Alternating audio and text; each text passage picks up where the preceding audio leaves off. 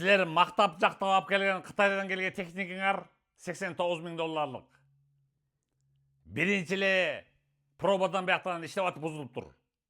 Биякта клиентиңер иштетип атып. Угуп атасыңарбы? Кытайлык кыргыз Мамбет Керим жана анын Кыргызстандагы партнеру Адилет Сыдыков. Мына фотографияларын көрүп койгула. Мен сөз өпүтөр замат чыгат. Некачественный, неполноценный техника берип атасыңар, значит. Мактаган рекламаңар баары туфта, понимаете? Эптеп-септеп эле сбагрит. И акчаны баарын чогултуп алып эптеп-септеп силерге. Болбосо эмне алып келген техникалар эчтеке баштаган бузуп атат. Клиентиңер болсо $28.000 чыгым болду. Анын $5.000 чылдагандан берип иштеттиңер, тиги чылдагандан.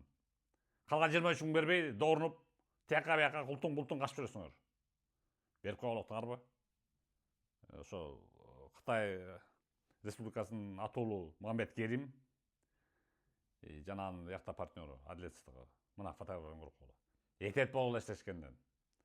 Бул силерге ушундай репутационный удар, могу видео делет силерге.